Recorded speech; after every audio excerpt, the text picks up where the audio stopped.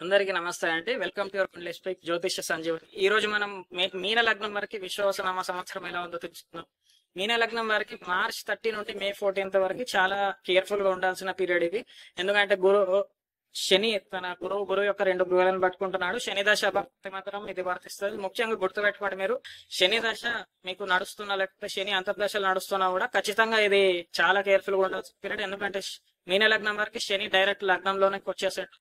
అక్కడ లగ్నంలో ఉండి తృతీయ స్థానాన్ని, సప్తమాన్ని, దశమాన్ని చూస్తున్నాడు. అంటే మనకి ఆ టైంకి డెసిషన్స్ సరిగ్గా తీసుకోలేకపోవడం, మనం డెసిషన్స్ తీసుకోవాలనుకున్నా చాలాసేపు ఆలోచించాల్సి రావడం.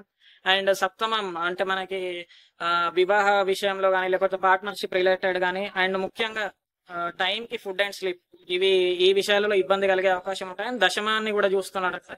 సో కెరీర్ రిలేటెడ్ వాటికి కూడా సమస్యలు అయ్యే అవకాశం ఉంటుంది. సో ఇక్కడ ఇది చూసుకోవాల్సి ఉంటుంది. మీన లగ్నం వారు శని దశ అవ్వకపోతే మాత్రం రెమెడీస్ చేసుకోవాలి. ఆ పీరియడ్ వచ్చేసి మార్చ్ 30 నుండి మే 14. దీని తర్వాత మనకి సెకండ్ ఫేజ్ ఉంటుంది, ఏదైతే మే 15 నుంచి అక్టోబర్ 18, డిసెంబర్ 5 నుంచి నెక్స్ట్ ఉగాది. ఈ పీరియడ్ కొంచెం రిలాక్సేషన్, రిలీఫ్ ఉంటుంది. కంప్లీట్లీ గుడ్ పీరియడ్ కాకపోయినా కూడా అక్కడ గురు యొక్క మనకి శుభ ఫలితాలు అందవడం స్టార్ట్ అవుతా ఉంటాయి. సో ప్రాపర్టీస్ లో కలిసి రావడం, ఇల్లు రిలేటెడ్ డెసిషన్స్ తీసుకోవడం, ఇల్లు కొనుక్కోవడం కానీ ఇలాంటివి డెసిషన్స్ తీసుకోవడం, లోన్స్ కి అప్లై చేయడం, అండ్ కెరీర్ లో కొంచెం ఇంప్రూవ్మెంట్ రావడం. ఎందుకంటే అక్కడ గురువు మనకి శని నుంచి బయటపడి కెరీర్ స్థానాన్ని కూడా చూస్తున్నారు కాబట్టి కెరీర్ లో కూడా కొంచెం ఏదైతే ఇబ్బందులు ఉన్నాయో కొంచెం రిలాక్సేషన్ వస్తుంది మనకి.